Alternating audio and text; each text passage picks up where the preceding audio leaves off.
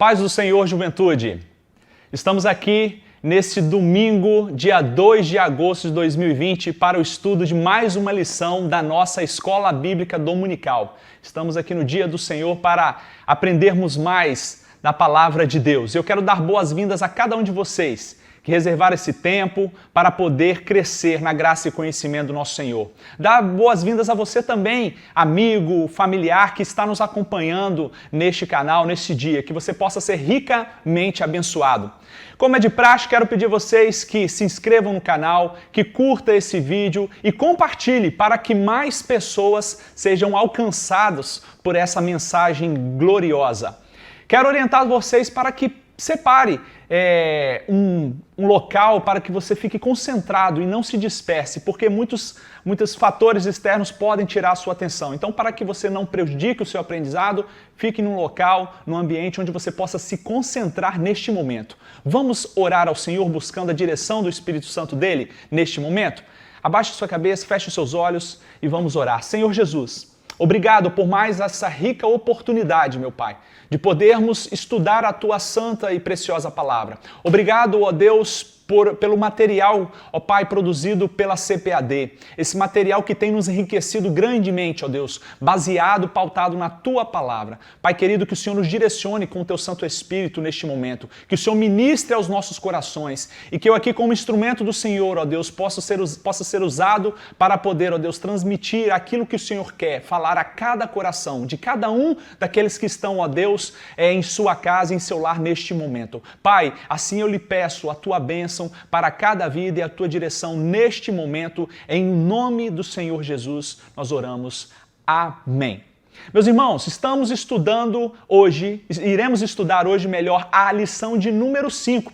A revista desse trimestre tem como tema a Igreja Eleita, redimida pelo sangue de Cristo e selada com o Espírito Santo da promessa. E a lição 5, a lição de hoje, tem como título Libertos do pecado para uma nova vida em Cristo. Libertos do pecado para uma nova vida em Cristo. Então pegue a sua revista, pegue a sua Bíblia e vamos juntos neste momento desfrutar deste material, dessa produção maravilhosa que a CPAD nos concedeu.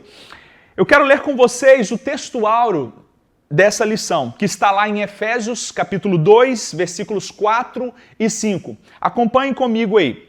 Mas Deus, que é riquíssimo em misericórdia, pelo seu muito amor com que nos amou, estando nós ainda mortos em nossas ofensas, nos vivificou juntamente com Cristo. Esse é o texto base, o texto áureo da nossa lição. A verdade prática desta lição, preste atenção, por meio da maravilhosa graça divina, fomos libertos do pecado, perdoados e salvos da condenação, e ainda recebemos o direito à vida eterna. Aleluia!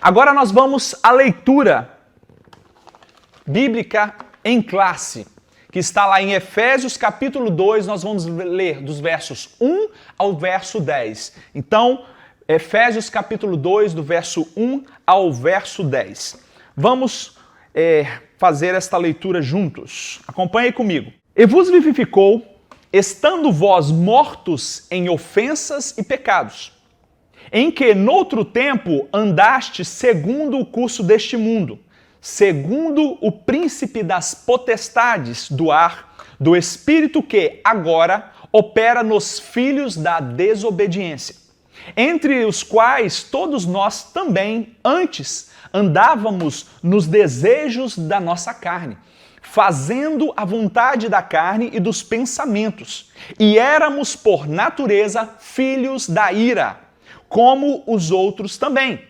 Mas Deus, que é riquíssimo em misericórdia, pelo seu muito amor com que nos amou, estando nós ainda mortos em nossas ofensas, nos vivificou juntamente com Cristo, pela graça sois salvos. E nos ressuscitou juntamente com Ele, Cristo, e nos fez assentar nos lugares celestiais em Cristo Jesus. Versículo 7. para mostrar nos séculos vindouros as abundantes riquezas da sua graça, pela sua benignidade para conosco em Cristo Jesus. Porque pela graça sois salvos por meio da fé. E isso não vem de vós, é dom de Deus. Não vem das obras para que ninguém se glorie. Versículo 10. Porque somos feitura sua, criados em Cristo Jesus para as boas obras, as quais Deus preparou para que andássemos nelas. Amém, irmãos. Que texto maravilhoso! Vamos estar atentos a cada expressão, a cada detalhe, a cada ensinamento que Paulo quis nos transmitir através desses versículos preciosos da carta aos Efésios no capítulo 2. O objetivo geral, qual é o objetivo geral desta lição? Revelar que a graça salvadora de Cristo nos garante a vida eterna. Então, por meio desta graça maravilhosa, desta graça salvadora, nós temos garantido a vida eterna em Cristo Jesus. Quais são os 3 objetivos específicos? Primeiro, relativo ao primeiro tópico, refletir sobre a nossa natureza pecaminosa. Então, vamos pensar, vamos fazer uma análise, uma autorreflexão sobre a nossa natureza pecaminosa, a nossa origem. Segundo, explicar que fomos vivificados pela graça de Deus.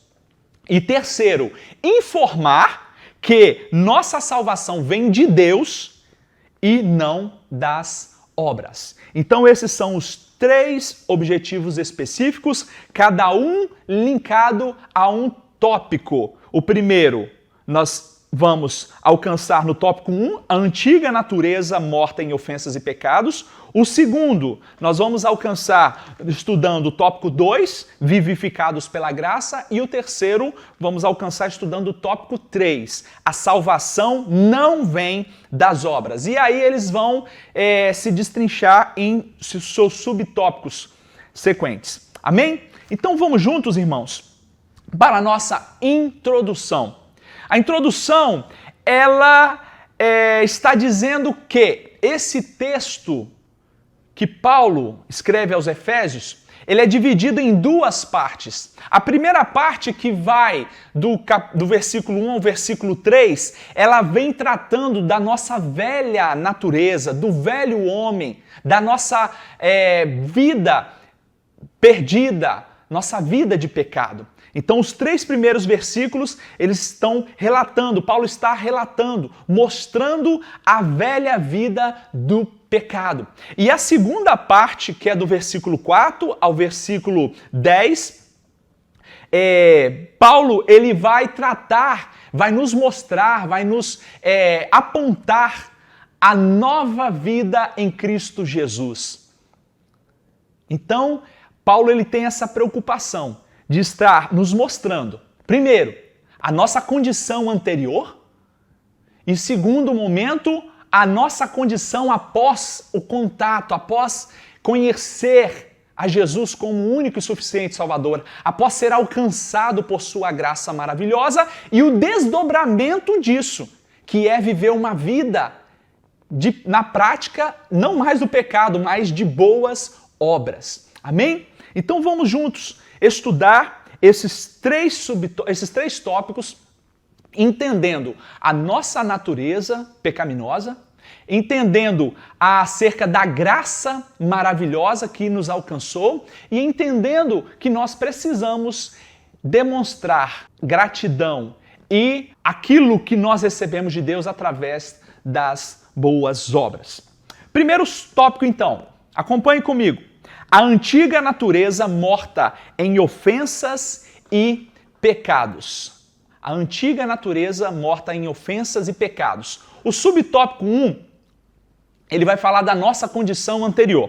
Olha a introdução desse tópico. No início da epístola, o apóstolo Paulo lembra que antes da regeneração estávamos mortos em ofensas, pecados e éramos por natureza filhos da ira.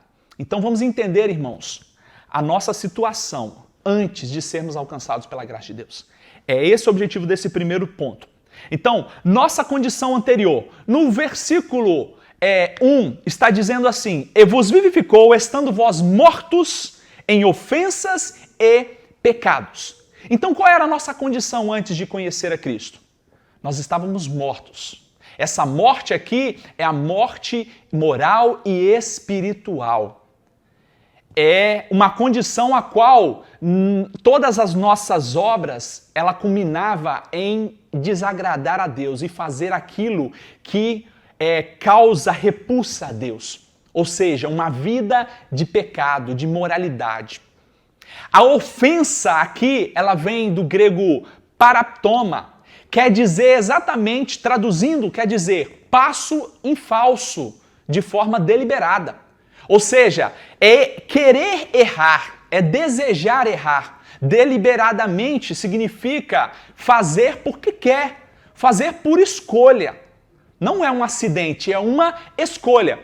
Já aconteceu com você de pisar em falso? De você ir subir ou descer uma escada e você passar o degrau, né? Então, a ofensa aqui a Deus, a santidade de Deus, que quando Paulo fala é nesse sentido, é da gente dar esse passo em falso, ou seja, se arriscando a errar o local que eu vou pisar, né, de forma deliberada, desejando e fazendo isso conscientemente. Então esse é o sentido da palavra ofensa que Paulo fala aqui. O segundo, que é o pecado, vivendo em ofensas e pecados. Pecado, irmãos, aqui vem do grego hamartia, que significa errar o alvo. Então, quando na nossa velha condição nós pecávamos deliberadamente, nós estávamos errando o alvo. Nós tínhamos um alvo para ser acertado, mas nós não conseguimos acertar este alvo, porque a nossa natureza, ela não permitia isso. A nossa velha natureza. Então, pecar é traduzido aqui por Paulo como errar o alvo, ou seja, fazer errado. Não conseguir acertar o alvo é o mesmo que fazer o errado. E isso para Deus nos coloca numa condição extremamente inapropriada, extremamente desvantajosa, porque Deus não pode nos aceitar como pecadores. Amém? Olha o que diz Tiago 1,15. Então, a cobiça, tendo engravidado, dá à luz o pecado, e o pecado, após ter se consumado, gera a morte. Então, sabemos que a cobiça é o pecado mãe dos outros pecados. Após cobiçar, engravida disso, dá à luz ao pecado, e o pecado gera a morte espiritual e também a morte física, porque nós sabemos que o salário do pecado é a morte. Né? Então essa era a nossa condição antes de nascermos de novo. Éramos filhos da ira, ou seja, condenados, malditos, perdidos, né? E estávamos mortos espiritualmente e moralmente, ou seja, as nossas práticas, todas elas eram depravadas diante de Deus. E em nossas ofensas e pecados. Errávamos o alvo. Deliberadamente dávamos passo em falso. Essa era a nossa condição. E isso tem consequência. Qual é a consequência? É que nós estamos separados de Deus. Porque nós pecamos, nós estamos destituídos da glória de Deus. Paulo diz aos Romanos. Nós estamos separados, distanciados de Deus. Portanto, essa condição ela é extremamente desvantajosa para nós, porque nessa condição nós estamos perdidos, condenados à morte eterna, condenados ao inferno. Olha o que Isaías 59:2 diz: mas as suas maldades, os seus pecados, as suas ofensas separaram vocês do seu Deus. Os seus pecados esconderam de vocês o rosto dele. Não poderíamos ver a face de Deus por causa do pecado. E por isso ele não os ouvirá. Então, como consequência, irmãos, dessa nossa condição, dessa natureza pecaminosa, por nós ofendermos Deus com o nosso pecado, Por nós deliberadamente, enquanto o velho homem, nós estarmos numa vida deliberada de pecado, como consequência nós fomos separados de Deus, porque Deus não pode tomar o culpado por inocente. Deus não pode aceitar o pecado, irmãos. Deus é santo e Ele não pode aceitar o nosso pecado, a nossa vida de pecado. Portanto, isso nos causa separação de Deus. Essa era a nossa condição, irmãos. Uma condição terrível, uma condição triste. Eu quero agora que você reflita comigo. Essa era a nossa condição. Depravada, terrível. Uma condição que, diante de Deus, nós não poderíamos ser aceitos. E ela nos impedia, como diz o texto, de ter comunhão com Deus, de obedecer a Deus e de ouvir a sua voz. Que coisa terrível, irmãos. Deus criou o homem para a perfeição, para ter comunhão, relacionamento com Ele. Deus visitava Adão todo dia na viração do dia, à tardezinha, para ter comunhão com o homem. Mas o pecado quebrou, separou. Deus teve que expulsar Adão e Eva do paraíso. E de lá para cá, todos que vêm da descendência de Adão, toda a humanidade, ela vem com o DNA do pecado. Essa era a nossa condição. Triste, terrível. Prosseguindo, vamos ao subtópico 2. Nossas ofensas e pecados. Olha só, vamos analisar aqui. A má conduta em que noutro tempo andastes é descrita por Paulo por meio da metáfora do ato de andar. Então, quando Paulo fala aqui, irmãos, andaste segundo o curso deste mundo, ele vai usar o verbo andar, né, como uma metáfora. Na verdade, não é o andar do caminhar propriamente dito, é o andar, é das atitudes, dos atos que nós praticávamos antes de conhecer a Deus. Então ele vai usar esse termo, o andar, como sendo, traduzindo ou se referindo às atitudes, à prática do pecado. Tá? No primeiro momento, olha o verso 1, andaste segundo o curso deste mundo, verso 2b. Então vivíamos segundo os padrões humanos. Vivíamos segundo o que o mundo ditava. E este mundo aqui, irmãos, é o sistema. O mundo enquanto sistema, tá?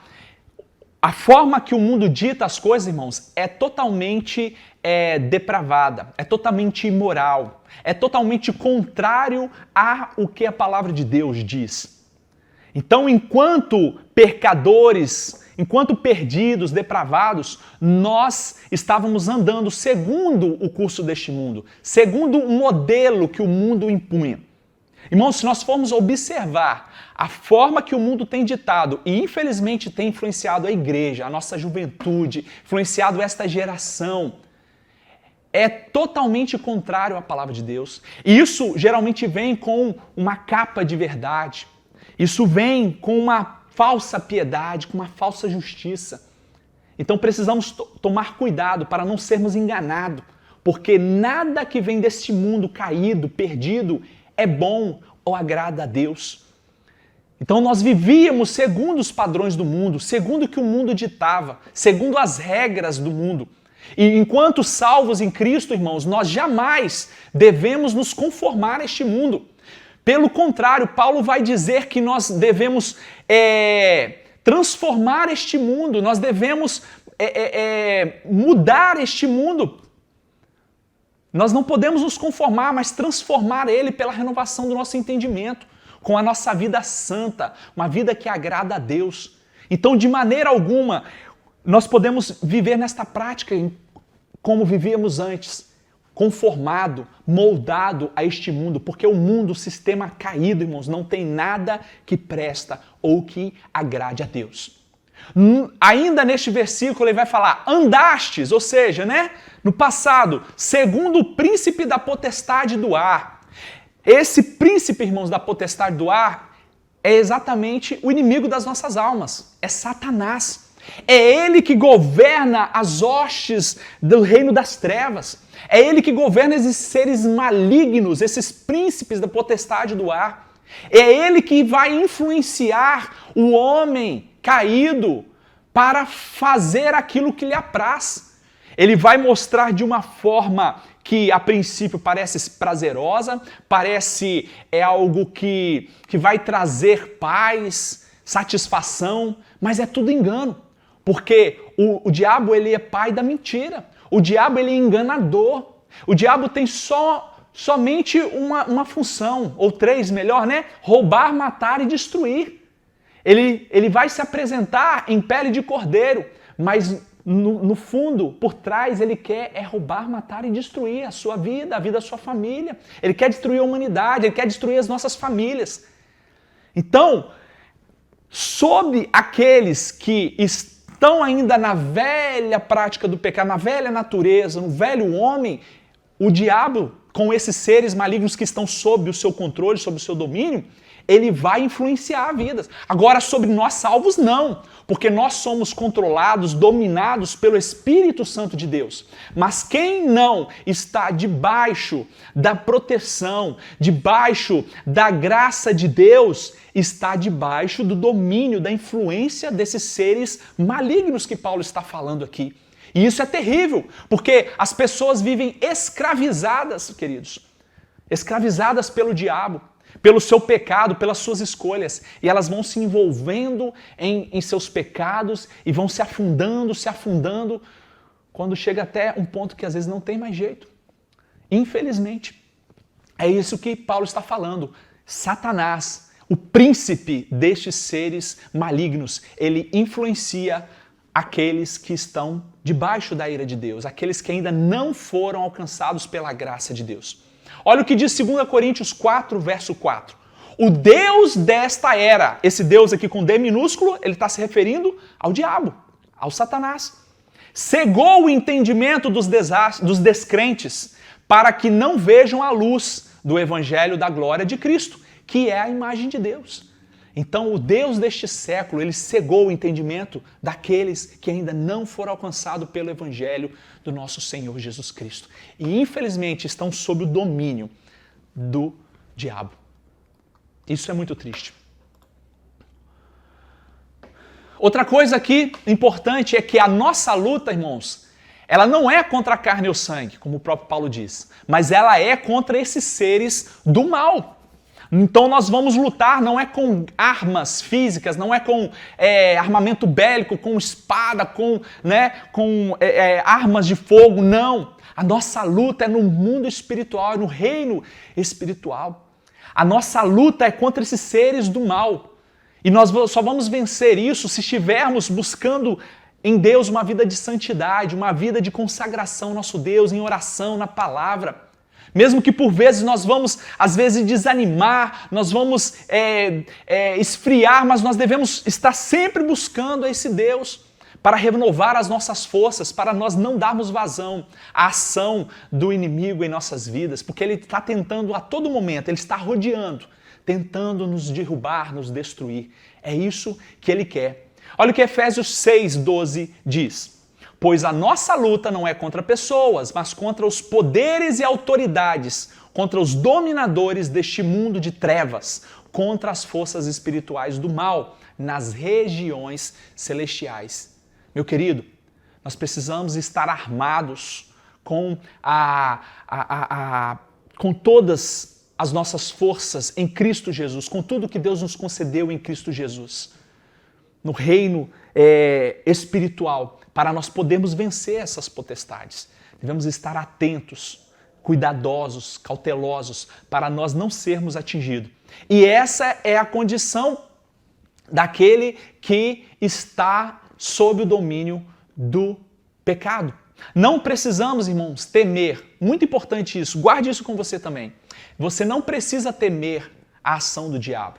Você não precisa ficar brincando com o diabo. Deixa o diabo quieto.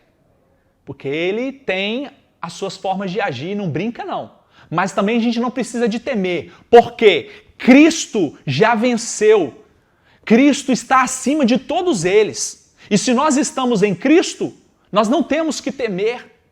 Nós não temos que temer a ação desses seres do mal, dominados pelo diabo, nem não devemos temer os seus asseclas, os seus enviados. do inferno para nos derrubar, para nos atormentar. Nós temos que confiar em Deus, crer na sua palavra e viver uma vida que agrada a Deus, para que não sejamos atingidos ou derrubados por esse grande inimigo das nossas almas. Terceiro, nós andamos fazendo a vontade da carne e dos pensamentos. É outro ponto que Paulo fala e alerta aqui. Ou seja, é todas aquelas atitudes que nos inclinam para fazer o mal, pensamentos pervertidos, a prática de todos os desejos desordenados da nossa carne. Meus irmãos, Paulo aos Gálatas, ele vai falar das obras da carne. E é justamente isso, eu quero ler com vocês aqui, porque são essas obras que vão satisfazer a nossa carne, que vão despertar ou tentar despertar e dar vazão à nossa carne, ao velho homem que foi mortificado, porque Cristo nos alcançou. Mas se nós dermos vazão, nós vamos ser dominados.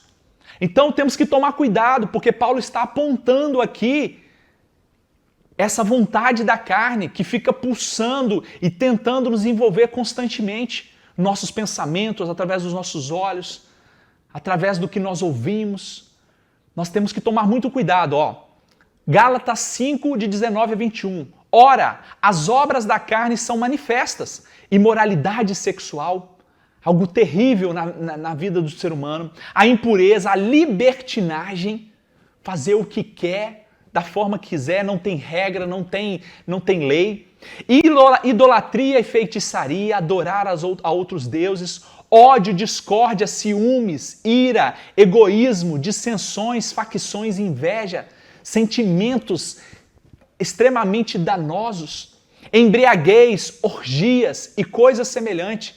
Eu os advirto, como antes já os adverti, que os que praticam essas coisas não herdarão o reino de Deus. Então está aí uma lista extensa dos pecados que trazem prazer à nossa velha natureza.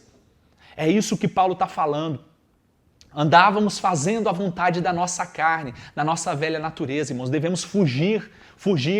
Devemos resistir, na verdade, o diabo e ele fugirá de vós. Agora tem um pecado que nós temos que fugir, que é o da imoralidade sexual. Essa aí é a palavra de Deus, em Provérbios, ele vai falar que nós devemos fugir dos prazeres, da imoralidade sexual, dos prazeres da carne.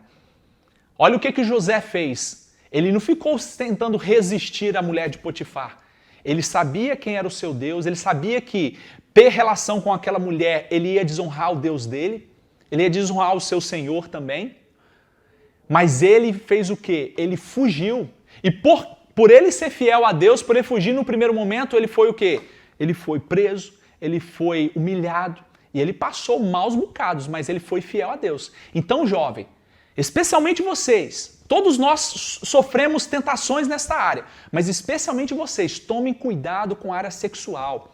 Guardem-se puros. Façam a corte conforme a Bíblia diz, conforme a nossa liderança, nossos pastores ensinam, porque vocês vão ter recompensas gloriosas no casamento. Guarde os olhos do que vocês estão vendo. Se a internet, se as redes sociais estão levando você a pecar, em nome de Jesus, afaste-se pelo menos por um tempo. Consagre-se mais, para que você não dê vazão à carne e caia nesses pecados. E, infelizmente, alguns caem e se perdem completamente. Então, jovem, guarde-se puro, santo. Guarde a sua virgindade. Isso é muito precioso. Se você não tem mais a virgindade, pede Deus para restaurar a glória da virgindade e daí para frente se mantenha, abstenha-se dessas coisas e guarde-se para o seu esposo, para a sua esposa. Amém? Não tente resistir. Fuja, especialmente da imoralidade sexual, porque contra esses aí nós não podemos resistir. Amém? Antes nós éramos filhos da ira. O que é ser filho da ira, irmão? É ser condenado. É você estar desprovido do favor de Deus. É você estar debaixo da maldição, o filho da ira, o filho da desobediência. Essa é a condição do velho homem. É isso que Paulo está alertando aqui. Mas Uma vez que nós recebemos a Cristo, nós deixamos de ser filhos da ira e passamos a ser filhos dele. Ele passa a ser o nosso Pai. Portanto, aquela falácia de que todos são filhos de Deus, ela tem enganado muitos. Isso não é verdade. Nem todos são filhos, todos são criaturas de Deus. Filhos são aqueles que obedecem, porque João vai falar que quem vive na prática do pecado não viu a Deus, não conhece a Deus. São filhos os que obedecem, os que vivem na direção que Deus deu na sua palavra, buscando uma vida de santidade, seguindo os seus mandamentos. Então nós passamos a ser filhos por adoção, a receber as recompensas juntamente, ser corredeiros com Jesus Cristo. Olha que coisa linda, maravilhosa. Nós éramos filhos da ira, agora somos filhos por adoção. Glória a Deus por isso. Então quero te perguntar, você consegue enxergar a sua condição depravada diante do seu Deus? Você era velha criatura ou você ainda é? Reflita nisso dessa manhã, jovem. Você consegue reconhecer esta condição? Olha só, isso é para todos nós. Todos nós nascemos no pecado. Davi falou que ele foi concebido em pecado. Essa é a condição de todos nós. Então, em algum momento, se você ainda não teve, você tem que ter essa transformação. Nós vamos falar mais adiante. Então, quero que você reflita. Você consegue enxergar a sua depravação? Você consegue enxergar o quão mal, o quão perverso é o seu coração? Reflita nisso. Para finalizar, eu quero ler aqui esse tópico, eu quero ler a síntese do tópico 1. Olha o que diz. A nossa condição diante de Deus era caótica, um caos. Éramos escravos e estávamos condenados à perdição e morte eterna. Queridos, esse tópico é um tópico que confronta a gente. É duro. É triste, é treva, é pesaroso, mas é importante que nós possamos refletir neste primeiro tópico com muita seriedade. Essa era a nossa condição. E eu quero fechar esse tópico imaginando com você o seguinte. Nós estamos aqui nesta manhã, diante de um médico. Nós vamos nos consultar e o médico vai ver a nossa situação. E os sintomas que nós estamos sentindo é analisado pelo médico a partir de uma consulta clínica, a partir de vários exames que ele pede. E aí ele tem os exames na mão. Ele fez toda a análise do nosso corpo, do nosso organismo, do que nós estamos sentindo, das nossas condições, com base no que conversou conosco, com base no nosso coração. E aí quando ele pega o diagnóstico, irmãos, o diagnóstico do médico é o seguinte: nós somos o paciente, o médico vai falar, olha, não tem chance para você, é morte na certa, não há esperança, sem chance de você viver. Então, só fazendo exemplificando com essa situação, eu quero que vocês entendam o seguinte, Deus fez o diagnóstico da nossa vida, e o diagnóstico é esse, irmãos. Nós éramos filhos da ira, nós estávamos perdidos em nosso pecado, não tinha chance para nós.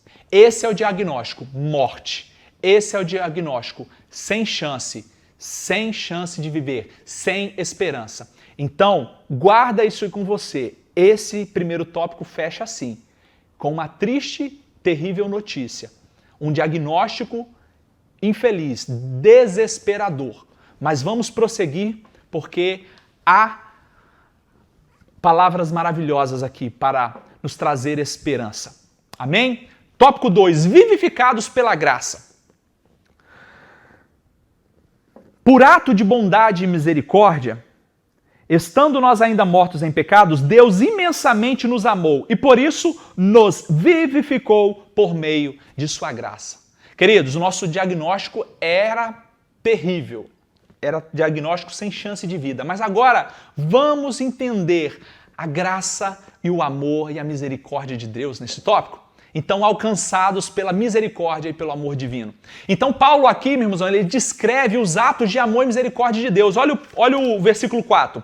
Mas Deus, que é riquíssimo em misericórdia, riquíssimo, está no superlativo. Não está falando só rico ou só misericordioso. Riquíssimo. em misericórdia, pelo seu muito amor com que nos amou. Paulo está aqui, digamos assim, exagerando, colocando, né, a misericórdia e o amor de Deus num grau superlativo. E é assim que Deus é para conosco, irmãos. Agora, aquele sentimento de tristeza que o primeiro tópico causou em nós, daquele diagnóstico de morte sem esperança, ele vai começar a ser tratado, né? Aí nós vamos entender que a cura para a nossa doença, para o pecado, a cura. Olha o que Romanos 5,8 vai dizer. Mas Deus demonstra o seu amor por nós. Cristo morreu em nosso favor quando ainda éramos pecadores. Olha a graça, o amor, a misericórdia de Deus, irmão, sendo exercido em nossas vidas. Deus é um Deus misericordioso. Então eu quero que você dê um glória a Deus aí, porque a esperança, a cura, eu não sei se você já foi alcançado por essa graça, se você não foi, ei, não fique triste. Há esperança, há salvação. Não saia daí, não pare de assistir essa aula, porque o melhor está por vir. Né? Se você entendeu a sua condição inicial, continue prestando atenção, porque o melhor está por vir. Olha o amor de Deus, irmãos. Deus é um Deus amoroso. Deus é um Deus gracioso. Oh, meu Deus. Olha o que Lamentações diz. Jeremias, em Lamentações 3, 22 e 23, vai dizer acerca da misericórdia de Deus. Graças ao grande amor do Senhor, ele já começa falando do amor, né? É que não somos consumidos, pois as suas misericórdias são inesgotáveis. Renovam-se cada manhã. Grande é a tua fidelidade. Irmãos, é a misericórdia de Deus que nos alcançou. Misericórdia, irmãos, é Deus não nos dar o que merecemos. Preste atenção. Misericórdia é Deus não nos dar o que merecemos. O que nós merecemos? Que nós aprendemos no tópico 1. Nós merecemos a condenação, merecemos a morte eterna, merecemos o sofrimento eterno. Mas a misericórdia de Deus nos alcançou. Mesmo ainda quando éramos pecadores, a sua graça, o seu amor nos alcançou por intermédio de Cristo Jesus. Então, querido, alegre-se porque há esperança. Você que já foi salvo, renove a sua esperança. Lembre-se que Deus te ama, Deus é misericórdia para com você. A cada manhã a sua misericórdia está se renovando, está te alcançando. Se você, meu querido, está ouvindo, é porque a misericórdia de Deus te alcançou neste dia, neste domingo, nesta manhã. O amor de Deus tem te alcançado. Glórias a Deus por isso. E ele não é só misericordioso, mas Paulo ele faz questão de dizer, ele é riquíssimo em misericórdia. O seu muito amor com que nos amou. Deus colocou, meus queridos, o seu coração em nossa miséria. Deus ele enviou o seu Filho para passar pelas nossas aflições, sentir as nossas dores. E ele se entregou em nosso lugar. Isso é um ato de misericórdia, de compaixão. É Deus nos amar como nós não podemos medir, compreender. E sabe o que é o mais interessante de tudo isso, irmãos? Nós não merecemos o seu amor. Nós não merecemos a sua misericórdia. Nós não somos merecedores de tal ato misericordioso e amoroso. Olha o que João 3,16 vai dizer. Porque Deus amou o mundo de tal maneira que deu o seu Filho unigênito para que todo aquele que nele crer não pereça, mas tenha vida eterna. É o textuário da Bíblia. É Deus amando a humanidade. O mundo aqui é a humanidade, não é o sistema mundo caído, é a humanidade. Portanto, o amor de Deus está disponível a todo homem que crer, se arrepender, confessar a Jesus Cristo como seu único e suficiente amor. Não é um amor, irmãos, que nós conhecemos pelo discurso do homem. É um amor de tal maneira, é um amor ilimitado, é um amor que nós não conseguimos medir, mensurar. Jamais conseguiremos medir este amor, queridos. Mas nós temos a certeza, a palavra de Deus nos garante que Deus nos amou, que Ele nos ama e que nós devemos corresponder a este amor. Gálatas, no capítulo 5, vai falar do fruto do Espírito e uma das qualidades do fruto é o amor. O primeiro que ele vai falar, o amor está lá. Paulo aos Coríntios, capítulo 13 vai falar do amor, que o amor é sofredor, o amor é benigno, é paciente. É uma atitude de altruísmo, de entrega. É a maior prova, demonstração de amor, foi Deus para conosco, entregando o seu Filho. Glória a Deus. Então, meu amado irmão, o diagnóstico é de morte, mas tem cura, porque Deus nos ama, porque Deus é misericordioso. Glória a Deus por isso. Ele nos amou primeiro, não foi nós. A iniciativa é de Deus. Ele tomou a iniciativa de nos buscar, de nos atrair para si. Então eu vou perguntar para você, você pode sentir e ser envolvido por esse amor de Deus? Você se sente envolvido, amado por Deus? Ou a sua culpa te consome? Entregue a sua vida a Ele. Se você ainda não fez, manifeste isto nesta manhã. Subtópico 2, vivificados por sua graça. Antes éramos mortos nos nossos pecados e delitos, mas agora nós somos vivificados. Nós temos vida novamente. E o que é ser vivificado? É nascer de novo com Cristo. Né? É voltar a ter vida. Olha o que o versículo 5 vai dizer. O amor de Deus nos alcançou estando nós mortos em nossas ofensas. Ou seja, nós não éramos merecedores. Pelo contrário, nós somos indignos. Mas juntamente com Cristo nós fomos vivificados. Nós nascemos de novo, irmão. Nós passamos por uma transformação radical, por uma metanoia. 2 Coríntios 5,17 vai dizer: portanto, se alguém está em Cristo, é nova criação. As coisas velhas já passaram, eis que surgiram coisas novas. Então aquela vida ficou para trás. Agora é uma vida nova com Cristo. É uma vida nova na presença do Senhor, vivificado, restaurado. Glória a Deus. E é importante nós frisarmos que nós fomos vivificados, mas sem merecer. E aí nós vamos entrar num tópico muito importante que vai falar da graça de Deus. Fomos vivificados por meio desta graça, deste favor imerecido. Então quero fechar esse subtópico perguntando a você: você já nasceu de novo? Você já teve um encontro com Deus? Você é uma nova criatura ou ainda vive debaixo da ira de Deus? Porque quem não nasceu de novo, irmão, quem não experimentou essa graça maravilhosa, quem não correspondeu a essa graça maravilhosa está debaixo da ira de Deus. Não que nós que recebemos a Cristo como nosso Salvador, nós não pecamos mais, não. Mas nós não vivemos mais debaixo da condenação do pecado. Nós não vivemos mais debaixo da ira de Deus. Porque a nossa justiça,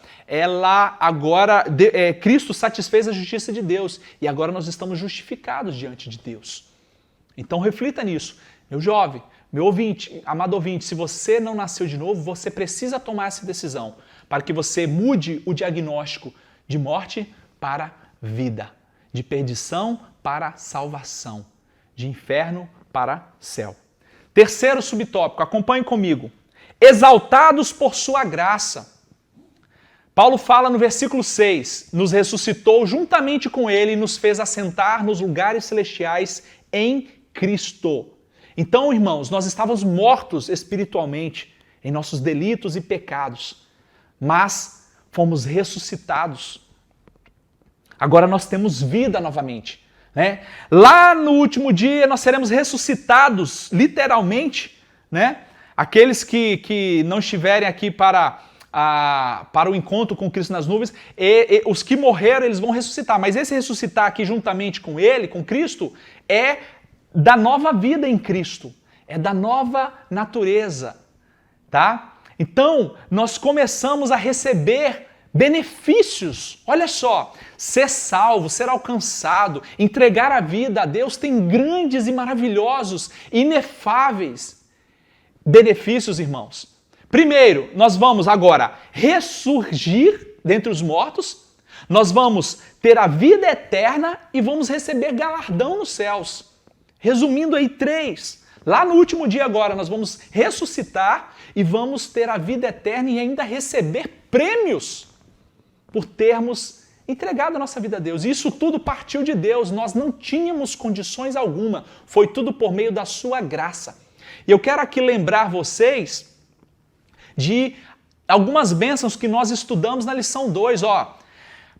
Porque nós somos salvos Pela graça de Deus, nós recebemos a bênção da eleição para sermos santos, ou seja, separados para a glória de Deus. Nós recebemos a bênção da predestinação para sermos filhos por adoção. Nós nos tornamos agradáveis para Deus. Nós temos os nossos pecados, somos remidos por meio do sangue de Cristo. Deus nos acolheu por sua vontade, pelo propósito da sua vontade. Ele revelou-nos a palavra da verdade para nós nos alimentarmos e Ele nos selou com o Espírito Santo da promessa e nos garantiu a validade desta promessa. Então, quando nós somos salvos em Cristo Jesus, nós temos muitos e maravilhosos benefícios espirituais, tá? Nós recebemos várias dádivas, vários privilégios. E isso, mais uma vez, é única e exclusivamente pela maravilhosa graça de Deus. Lembre-se, nunca, jamais teremos mérito algum por alguma coisa que Deus nos dá. Nós não merecemos, irmãos, a graça de Deus. Nós não merecemos o favor de Deus. Nós não merecemos as bênçãos de Deus. Mas Deus, em Cristo, Ele nos concede todos esses privilégios. Glória a Deus. Então, tome posse desses privilégios.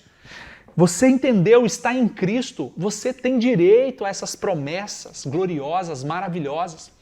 E não estamos falando aqui de bênçãos materiais, estamos falando de bênçãos espirituais, coisas gloriosas. E é obviamente que Deus ele quer abençoar-nos também materialmente, Mas nós sabemos que vamos ter lutas aqui nesta vida. Mas se apegue a essas promessas espirituais gloriosas, maravilhosas, que Deus tem nos dado por meio de Cristo, pelo mérito de Cristo. Amém? Síntese deste tópico. Lembre comigo, o diagnóstico era desesperador de morte, mas o tratamento existe e tem cura. Aleluia! Tem cura, o tratamento, viu? Agora o segundo tópico já nos traz uma esperança, um alívio, porque nós podemos acreditar, crer que em Cristo nós temos jeito. Tem jeito para nós, tem salvação para nós, tem vida eterna para nós, se formos obedientes. Caminhando para o final, terceiro tópico, irmãos. A salvação não vem das obras. Vamos lá? Graça como meio da salvação. Então, a salvação, irmãos, ela vai nos libertar da morte, ela vai nos libertar da escravidão do pecado e da ira vindoura, ou seja, do juízo. Então, quando nós somos salvos, nós somos libertos da morte, libertos da escravidão do pecado e da ira vindoura. Olha que coisa maravilhosa. Nós já não somos mais escravos do pecado. Já não estamos mais condenados à morte eterna. Paulo aos Hebreus, capítulo 2, versículo 15, vai dizer: "E libertaste aqueles que durante toda a vida estiveram escravizados pelo medo da morte." A graça maravilhosa de Deus como meio de salvação, ela nos traz bênçãos espirituais, como nós já vimos, que são benefícios da salvação em Cristo Jesus. Ela também vai nos trazer comunhão com Deus. Lembra que por causa do pecado nós nos afastamos de Deus? Mas agora Deus nos reconciliou com Ele através de Cristo Jesus, porque Ele é o caminho, a verdade e a vida. Ninguém vai ao Pai se não for meio de Cristo. Então Cristo nos permitiu nos reconciliar com Deus. Glória a Deus. Graça, irmãos, o significado de graça é favor imerecido. Vem do grego charis. Então, graça é nós recebermos algo que nós não merecemos. Enquanto misericórdia é não recebermos aquilo que merecemos, condenação, punição, juízo. A graça é receber um favor imerecido, ou seja, é nós recebermos algo precioso, maravilhoso, mesmo não recebendo. Amém? Então, graça é isso, favor imerecido, tá? Olha que interessante, por meio da graça, Deus ativa o livre-arbítrio e nos capacita para que possamos responder com fé ao chamado do Evangelho. Então o ser humano tem o livre-arbítrio de escolher, mas quem starta isso, quem ativa isso é Deus, para que, capacitando pelo livre-arbítrio, capacitando o ser humano a corresponder, a responder, a reagir ao seu chamado do Evangelho. Mesmo assim, acredite, a graça ela pode ser resistida. O homem ele tem liberdade para escolher se ele quer salvação ou perdição, se ele quer céu ou inferno. O homem ele pode escolher. Então a graça, queridos, diferente do que alguns acreditam, ela pode ser resistida, tá? Ela pode ser resistida. E muitos têm resistido à graça de Deus, ao chamado de Deus. Estão endurecidos ao seu chamado. Estão ouvindo a mensagem do Evangelho, mas não têm correspondido a esse chamado. E aqui a fé, o aspecto da fé é o que? É a resposta à graça de Deus através da qual recebemos a salvação. Paulo, ele vai falar que nós somos salvos pela graça, por meio da fé. Lá no versículo 8, né? Nós somos salvos pela graça por meio da fé. Então a fé é responder, é corresponder a esta graça salvadora, né? Através da salvação que nós recebemos. Então nós somos salvos pela graça por meio da fé. A fé em Cristo Jesus, a fé que Deus é fiel, a fé que Ele tem poder para nos salvar da condenação, do pecado e daquela velha natureza pecaminosa. Eu quero aqui finalizar esse tópico, subtópico, falando dos 3 estágios da salvação, que é a justificação, a santificação e a glorificação. Então nós somos justificados, estamos sendo santificados e seremos glorificados. Olha só, fomos justificados no ato da nossa conversão, é um ato jurídico, nós fomos absolvidos da condenação do pecado. Estamos sendo um processo progressivo, contínuo. Estamos sendo santificados, salvos do pecado. Estamos sendo santificados, ou seja, estamos nos afastando do pecado cada dia mais e nos aproximando de Deus cada vez mais. É um segundo aspecto da salvação. E o terceiro, nós seremos salvos do poder da morte, na glorificação. Então, um dia nós teremos nosso corpo glorificado, teremos um corpo perfeito e imortal, incorruptível. Assim como Cristo ressuscitou e foi glorificado, teve seu corpo transformado, glorificado, nós também ressuscitaremos no último dia e teremos o nosso corpo glorificado, perfeito, porque no céu não entra pecado, não entra imperfeição. Esses são os 3 aspectos da salvação. Nós fomos justificados, estamos sendo santificados e seremos glorificados. Amém? Para finalizar, obras como evidência da salvação. Primeiro, Paulo vai falar aqui, vocês são salvos pela graça, por meio da fé, mas isso não vem de vós, é dom de Deus. Então, a salvação ela provém de Deus, irmãos, não provém de nós. Nós não temos essa capacidade. E por quê? Por que não vem das obras, ou seja, daquilo que nós fazemos? Para que ninguém se glorie. Porque nós não podemos ser recompensados por corresponder à graça maravilhosa de Deus, porque não temos mérito nenhum. É mérito exclusivamente de Deus, tá? Então não há mérito em nós. Nós não somos salvos pelo nosso esforço. Agora, uma verdade deve ser dita, e é muito importante. Se nós somos salvos, nós vamos praticar boas obras. Tá ok, queridos? As boas obras, está muito claro aqui no texto, elas não salvam. As boas obras não salvam, mas todo salvo, grave isso com você, todo salvo ele pratica boas obras. Elas vão ser evidenciadas, né, na nossa fé em Cristo Jesus. Então todo salvo vai praticar as boas obras. Tá? E aí eu quero exemplificar para vocês aqui, para a gente fechar, para a gente finalizar. As boas obras é colocar a nossa fé em ação.